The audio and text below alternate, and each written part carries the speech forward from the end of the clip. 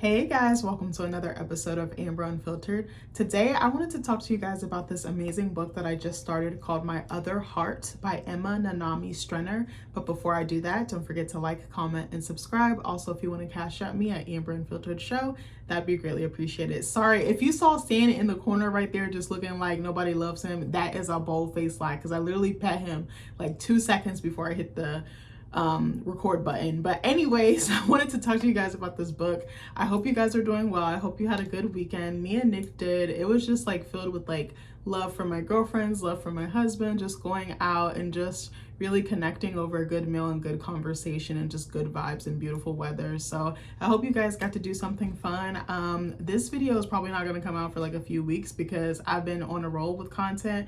I have so many ideas. I'm already booked out till next week and I'm like, damn, I'm already reaching the end of the month. But I was like, maybe I'll be busy with some other stuff. So I figured that I would take advantage of this creative streak. I just feel like, you know, this is so bad to say, but I feel like a weight has been lifted off my shoulders now that I'm done with school, at least for this semester. I told you guys in another video, I am taking a break. I don't know when I'm gonna come back, but I was just like, oh, I feel like I wanna start recording again, like more content, be more consistent. It probably will just still be 3 days a week.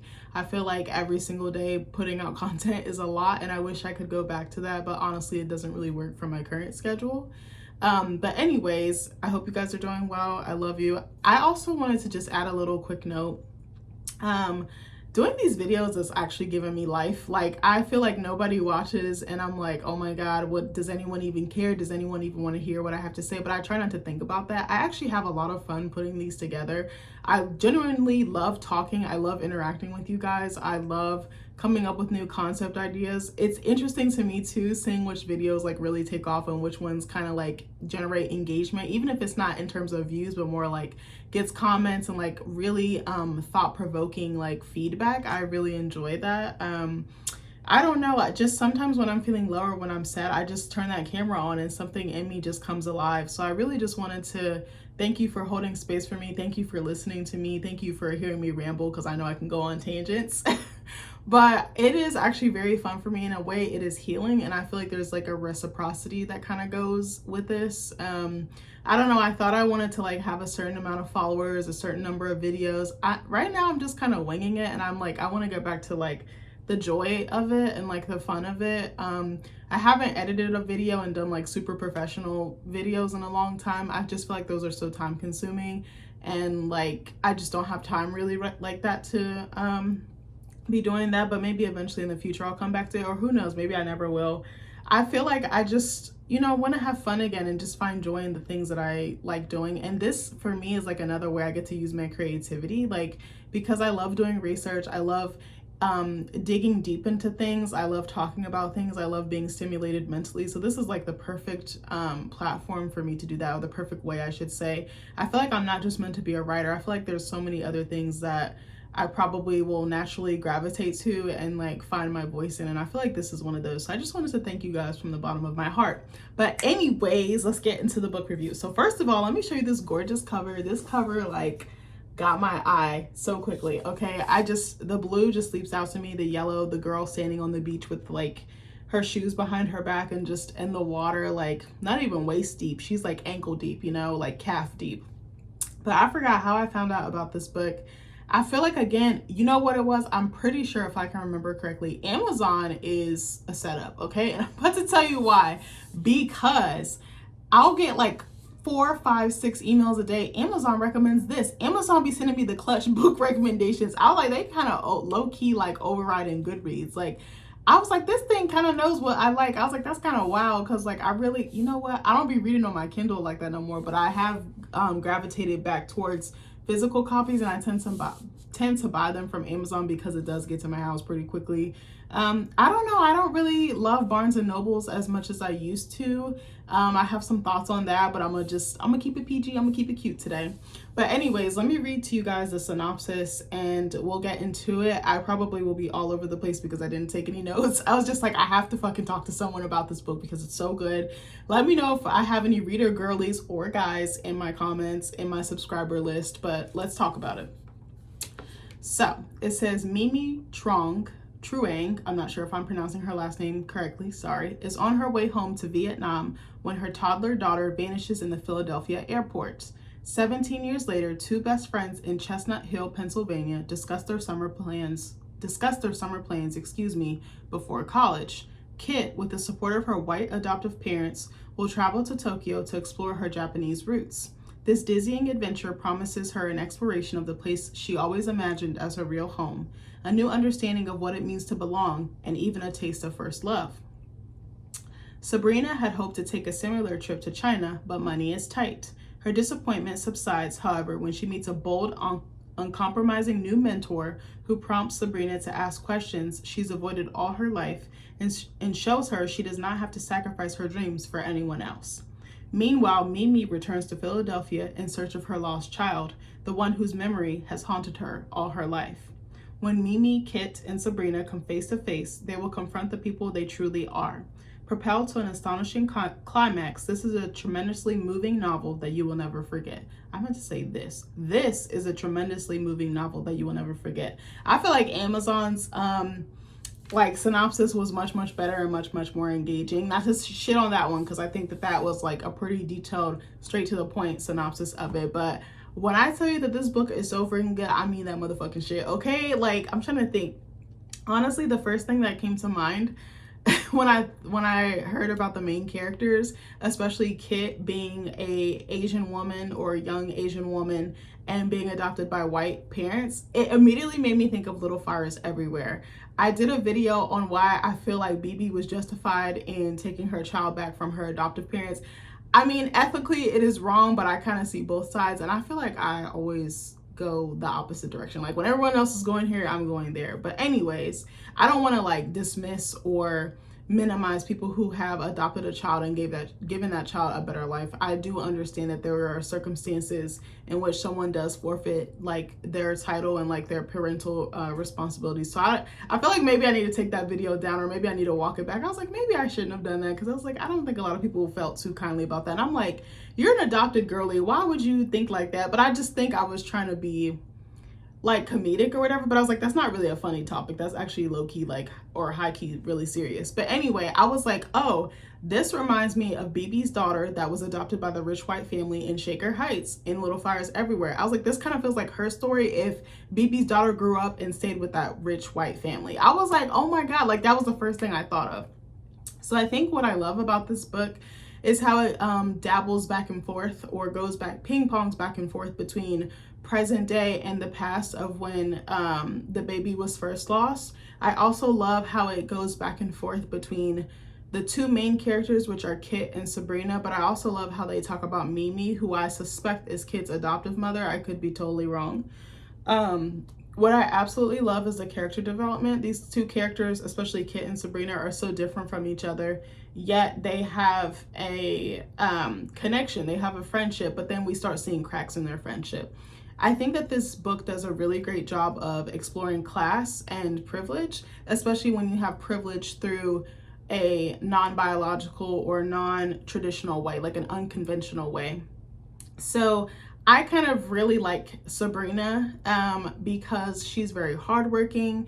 I'm trying to think of, she is smart, she's resourceful, she is aware of her surroundings, she's aware of the different classes, and she's aware of the different systems that are in place, and she's aware that she doesn't have it like that, and she's thankful for everything that she has, but she also wants to find her own voice, and she wants to break out of being that traditional Asian daughter or Asian child that just submits and is obedient and does everything that her mom asks. I kind of feel bad for her. Actually, I feel really bad for her, is because, or why I feel really bad for her is because I do think that she's adultified in some sense. So she does come from a single parent household. I hate using the word immigrant, but I feel like this is the best word I can think of to describe her. She has, I don't want to say the typical immigrant experience, but she has an experience that I feel like a lot of immigrant children deal with and experience, which is basically like they're kind of stepping in and filling that role, especially if there's a language barrier or a cultural barrier. I mean, this little girl is paying bills. She is running the household alongside her mother. Her father is not there. I'm not sure if he's abandoned them. I'm not sure what the backstory is on that. But really, she basically is the other adult. She's really not afforded the luxury of a childhood. She has to do everything her mom says. She never talks back. She always honors her mother. She always commits to like familial piety, or is that the correct term? Which I think I learned that in my folklore class. I had heard this term before, but like that duty, that sense of obligation, like always honoring your family in public and behind closed doors, never talking back, being polite, you know, being respectful, earning really high grades. Like she kind of is stuck in this box, and I think she's kind of like a bird. She, like, her wings are not quite clipped, but she can't quite fly, and she doesn't really know how to fly. She's not really given the opportunity to do so. I think there was a really amazing scene, but it was like heartbreaking at the same time, where she had wanted to go overseas as well. I think she wanted to take a trip to either China or Japan or something like that, and she was so excited. She'd been saving all year long, like was doing 2 and 3 jobs, like babysitting, tutoring, or I forgot what the other job was. It might have been babysitting and tutoring, something of that nature. And her freaking, I think, toilet or something flooded in her house, so she had to pay for that because her mom didn't have the means financially to take care of that, so she took care of it. And it's just like she's almost like the dad or like another mother figure, but she's also like a very adult figure. Like she's only 16, 17 years old, and she's faced with these really like harsh realities. And I could relate to that, even though I wasn't on that level. Like the author does a great job of like breaking that not even breaking that down. She does a great job of emphasizing how hyper responsible she is and how adultified she is, because she's really not a child. She's not like going to parties. She's not getting her driver's license. She's not doing the typical rites of passage. And I definitely related to her in that aspect, because I feel like I was definitely adultified too. Not to shit on my parents, but I definitely was, because I was definitely thinking and moving like an adult when I was probably in like middle school and onward. Even I would say probably like from 2nd, 3rd, 4th, 5th grade, like somewhere in there, I definitely feel like I was. And I feel like I didn't have time to have the typical kid experiences. I feel like some stuff, yes, and then some stuff I felt like I was deprived of because I was too busy trying to survive, trying to figure out how I can pull my weight, how I can keep the family afloat or the infrastructure of the household afloat. And I don't really feel like that's a kid's responsibility. And I just now realized that as a 30-year-old adult woman. But at the time, I felt like it was my responsibility, you know, cooking, cleaning, figuring out how to make meals stretch. Like, I feel like that's a very adult thing to do when you're 15, 16 years old, trying to make $1 stretch. Like, those were things that I dealt with a lot of the time. Sometimes I had to drop out of school. Sometimes I had to figure out where my next meal was going to come from because I didn't really have support. And we definitely had a lot of food insecurity, more when I got much older and things started to take a turn for the worse at home. Not blaming anyone, it just was the truth. It was what it was.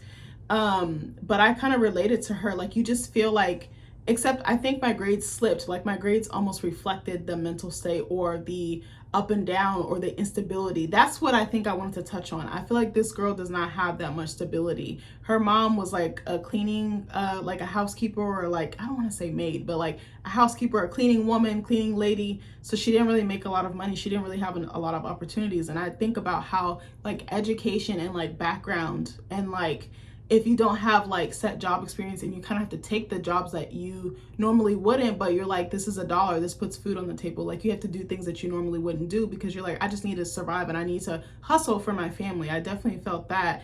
And this girl wants to go to an Ivy League school. I think she gets into Princeton, but she's like, I don't even know how I'm going to pay for this. And I was like, damn, I was like, even with financial aid, that still doesn't cover, you know, a lot of us struggle because, especially people of color, we struggle because we don't have the resources, we don't have the connections, so it makes it 10 times harder. One thing about us though is we are very resourceful. Even if we don't have it, it's not a matter of if, it's more so a matter of when. So I really love this character. I love how she sees the world. I love how she processes the world around her.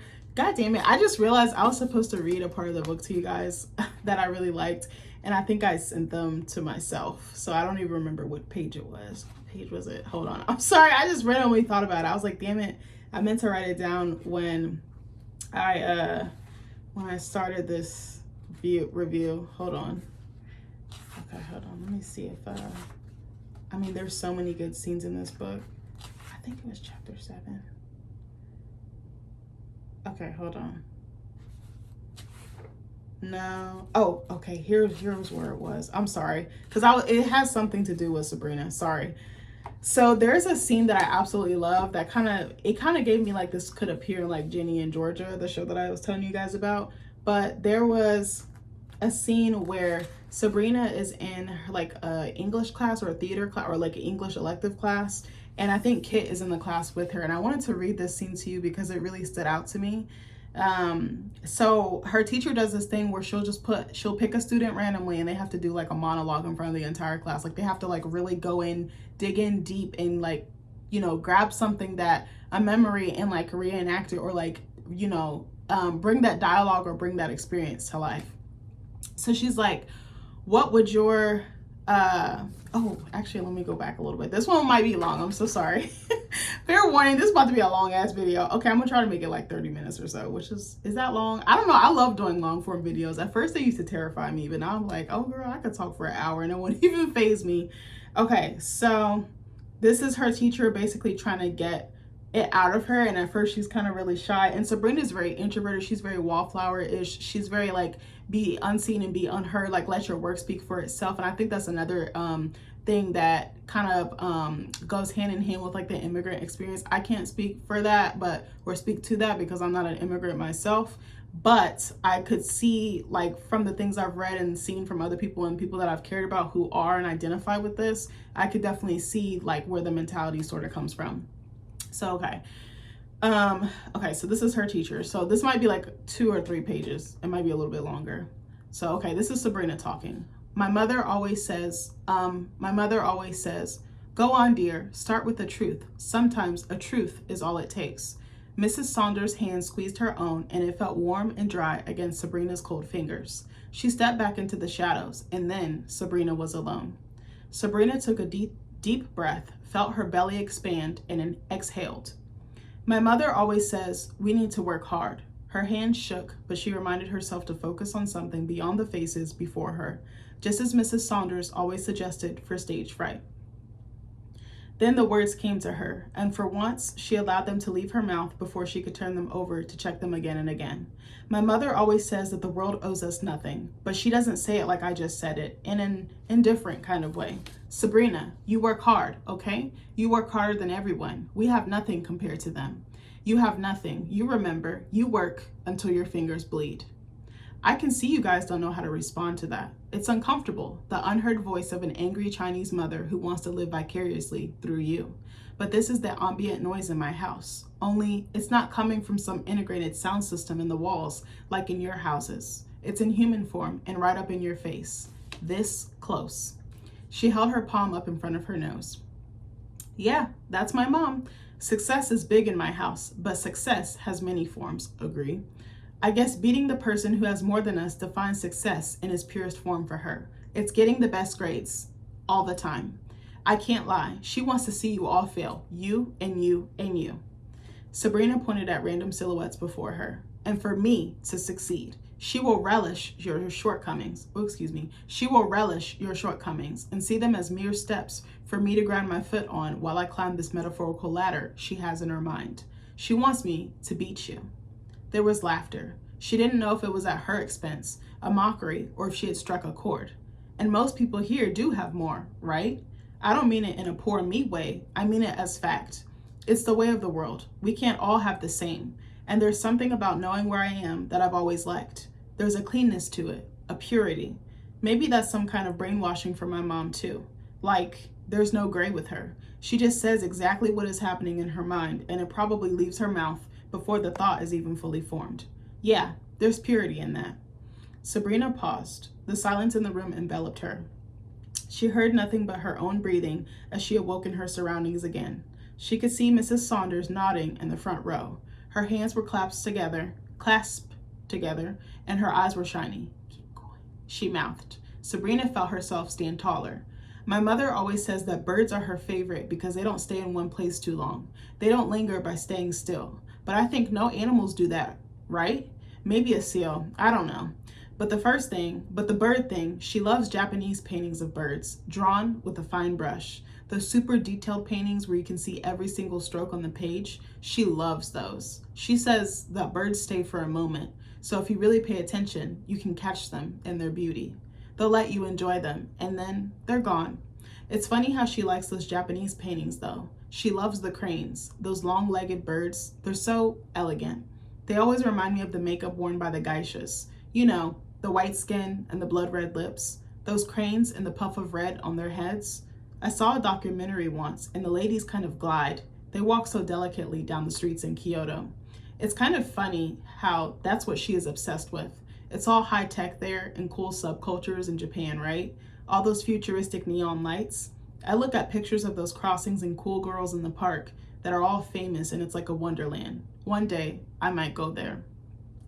Sabrina paused and she kept her eyes up. She didn't look at where she knew Kit was sitting. But yeah, my mom in Japan, it's like she loves it because it's the opposite of her. It's all refinement and nothing is stuck together with tape like everything is in our house. In the hierarchy of fancy Asia, Japan and Korea are right up there. And then China is kind of like a gray area. Right, because yeah, Shanghai and Beijing are all the new sleeping tigers and all. But in the countryside, we have less than nothing. And I say we, but I've never been there. And I don't even know if I went, whether I'd belong there or not. And the truth is that my mom is from the least fancy place possible.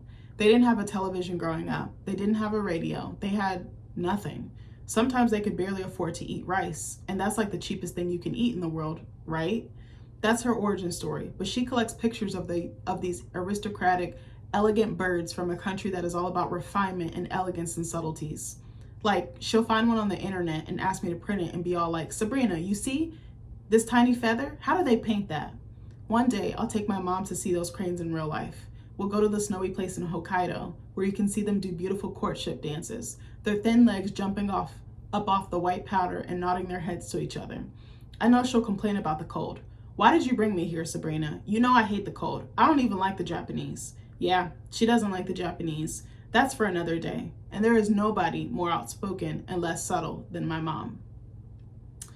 She could hear soft breathing from the seats in front of her. Mrs. Saunders gestured again for her to go on. My mother always says that the world is full of surprising moments and that living in America is full of opportunities. We just have to have the vision to see them. She says it like, you either got the goods to see this or not.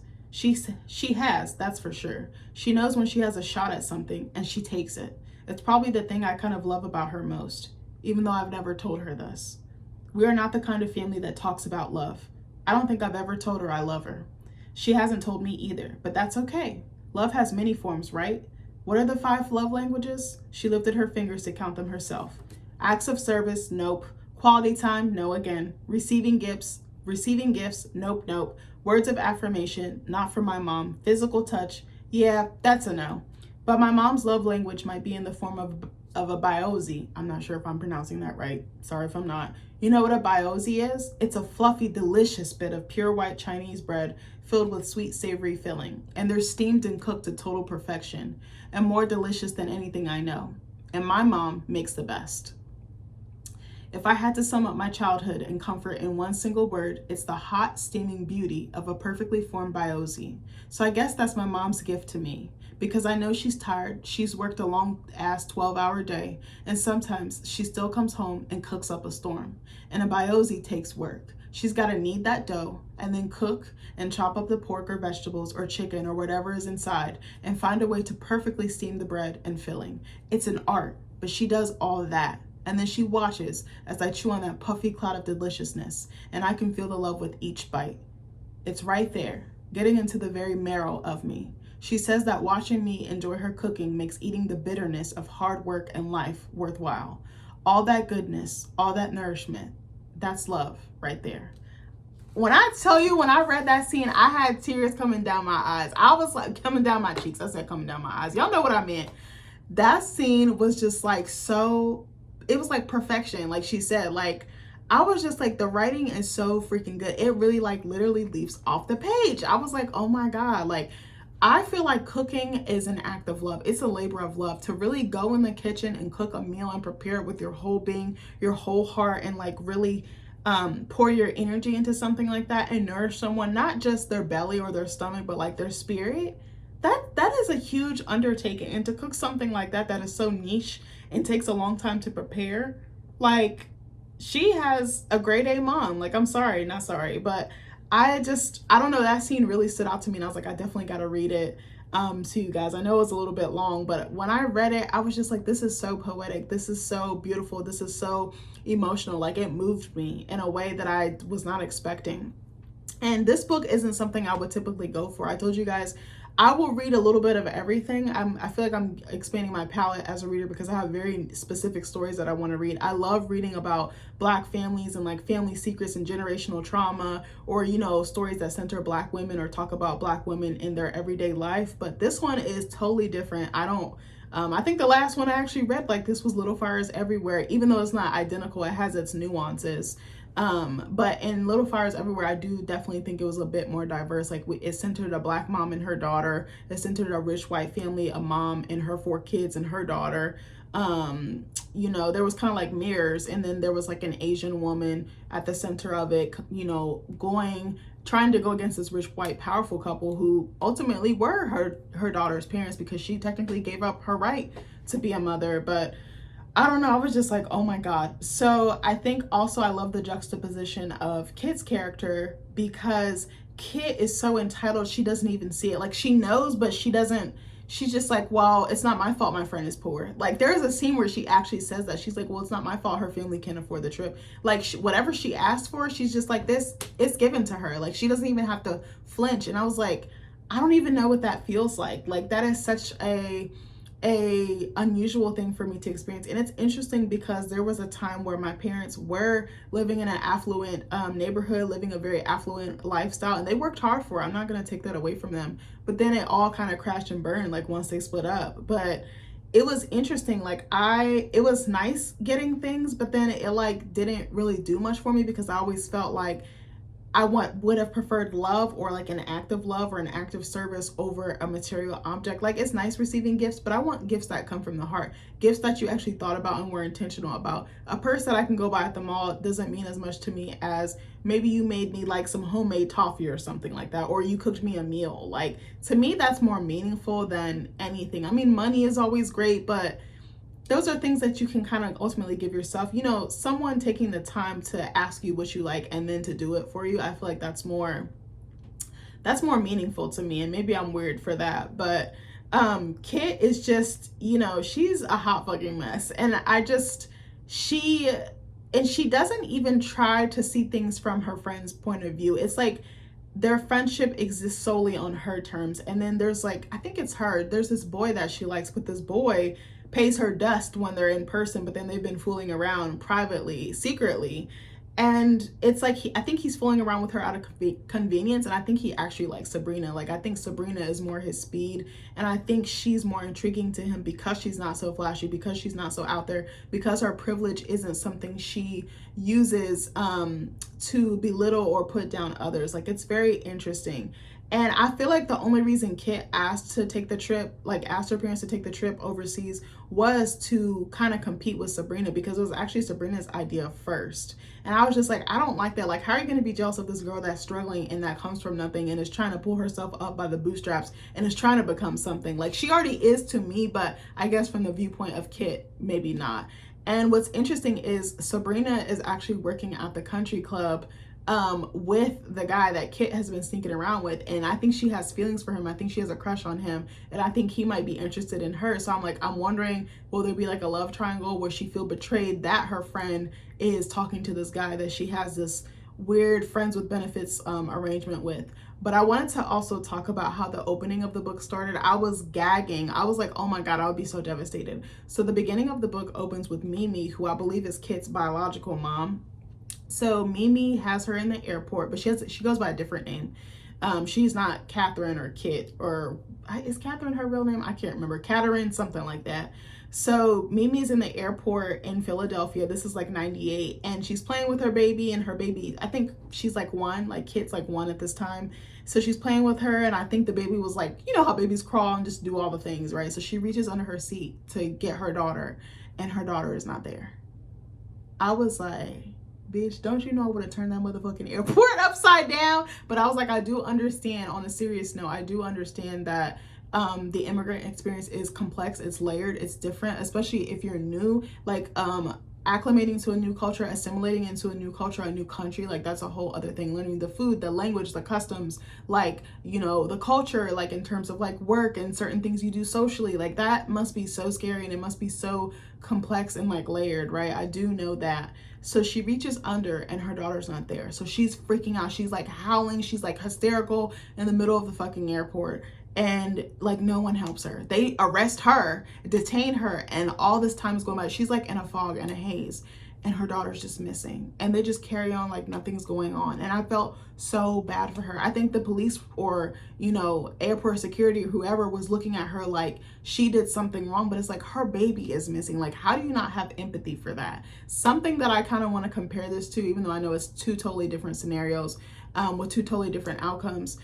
I watched the Amy Bradley is Missing documentary on Netflix. That shit broke my heart. Like, it left me so raw because I was like, there was no closure. Like, it's just kind of open-ended, and I was like, I would love to know what happened to her, if she's still alive, if she could still get to her family. But I was like, that's probably delusional of me to think that after so much time has passed. I think she's been missing for 27 years. I pray for that family. Like, I know people have their opinions, but I'm like, that's still someone's family member. That's still someone's daughter. That's still someone's sister. That's still someone's lover, someone's friend, someone's classmate. Like, that's still a person. Like, I don't know how you can't see that. Sometimes I went on a deep dive on Reddit to see what people thought, and the comments were crazy. They were mad disgusting too. But what I wanted to touch on was like when Amy Bradley first went missing, like the way that the cruise ship, like the cruise line handled it was so trash to me.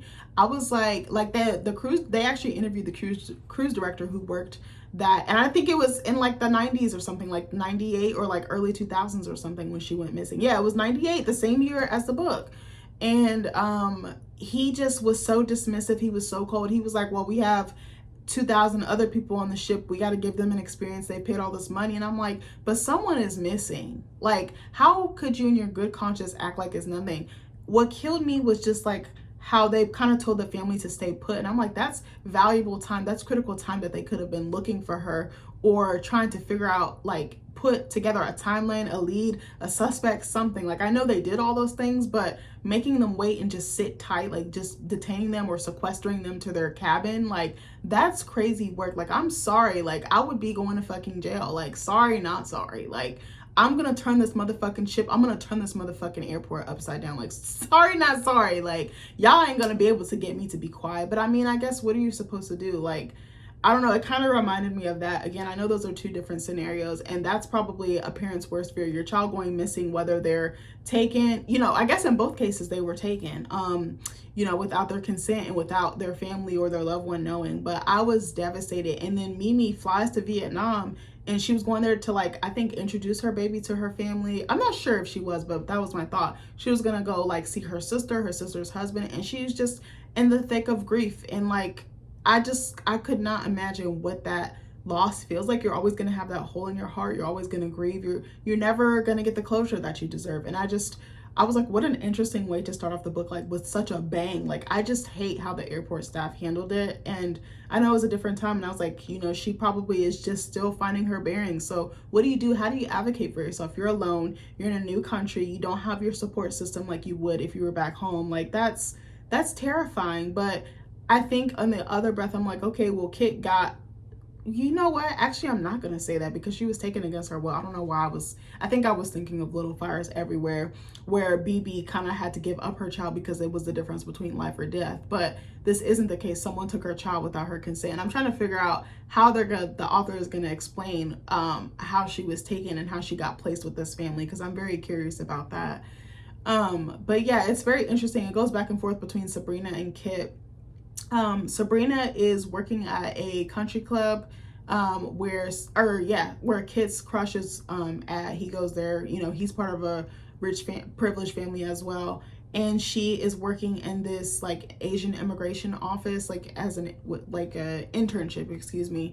And she meets this like Asian woman who's like no nonsense. She's like balls to the wall. Like, she's very I think she's going to be a good mentor for her. I think she's going to show her that you don't just have to fall in line and do what's expected of you. But I understand there's so much responsibility and almost maybe like burden or weight on the shoulders of immigrant children to perform and do everything accordingly as their parents request because their parents have given up so much, but then it's like so much pressure falls on them to be so perfect and to be so in line and to really strive for the best. Like, I can't imagine.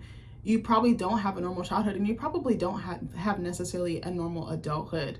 Like, some of that stuff, I do think in Black culture there is some of that, but I don't think it's as heavy. I think it's in a different way and it shows up in a different way. But I don't know, I just love the writing. I was like, oh my God, I'm in love with this book. I'm almost 100 pages in and I just started reading it the other day.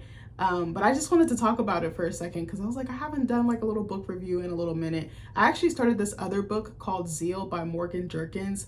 That book is so fucking good. I think I almost got 100 pages in that book, but I had to put it down because it was very, very heavy. It's historical fiction and it does touch on enslavement and it really goes there, but it touches more so on after the fact, like after the Civil War and the things that the diaspora dealt with afterward. That book, there are some really heavy scenes in that book. Like, I was like, this is like, it was addicting and I like was consuming it and flying through the pages, but at the same time I was like, I feel this in my bones. But I was like, can you imagine someone who actually dealt with that? Like, I could not imagine, because even after they were quote unquote, you know, free, they really weren't free, and their oppressors were trying to put them back into bondage, but in a different way. And I just felt so bad. But there was like a really traumatizing scene in that book within like the first several chapters that I was like, oh my God. I was like, I have like literal chills down my bone. I'm like, I'm sure someone in my bloodline has probably dealt with something similar. And I was like, bro, I can't. So I was like, I need something maybe a tad bit lighter, or a little bit, you know, not as something that doesn't stick in you, because I feel like I'm an empath and I absorb things, and sometimes that can be for the better, for the good, or not for the better, but you know what I mean. Like, it can be a good thing and a bad thing. It can be like a blessing and a curse. But I think that book needed to be written, and it's very key. I love the fact that Black authors are not afraid to put their ancestors' voices in their books and tell their stories. I eventually want to do something like that, but I'm like, girl, it's gonna take me a long time, because reading that and writing it and doing the research, it's very like harrowing. It's very like, it's almost like you it's like an intergenerational trauma. Even though it didn't happen to you, it happened to someone who looked like you and who probably could have been related to you. But this book, I cannot wait to see what else happens in this book. I'm trying to figure out like what Sabrina's trajectory will look like. And Kit is interesting too, because she wants all this freedom and independence, but she doesn't really know what to do. She's been in this like bubble of like privilege. She's been insulated by her privilege, her wealth, her access. And now she's going across the country, you know, before college without any guidance or supervision, like parental supervision. So I'm curious to see how she does, because I think she's going to stumble a little bit. I think she's going to fall a little bit. And I think Sabrina's going to go like this and Kit's going to be all over the place. So I love authors who dabble between two characters, like go back and forth and like tell it from two different perspectives. I'm actually struggling with this a lot with my book In Vitro, because I'm like, do I want to just center a Black woman? Because I feel like if I add another character, will that take away her shine and her story and her voice? And I'm like, maybe I do need to dabble back and forth between two characters, just so for context sake and like purposes. And I feel like when I get 2 or 3 characters like that, I really get to know their mind, their world, their traumas, their triggers, their pain points, their happy points, all those things. But I keep going back and forth on that. I'm like, can I do this? Because I've never written like this, but I admire that style. And I think it's such a vivid way to story tell. But I'm still on the fence about it, because I'm like, I don't want to take away from Ender's voice, who's my main character, but I'm like, I don't know. But anyways, I hope you guys like this video. I went all over the place. I said it was gonna be 30 minutes, girl. It's almost 40. But anyways, I love you guys, and I'll see you in the next video. Bye.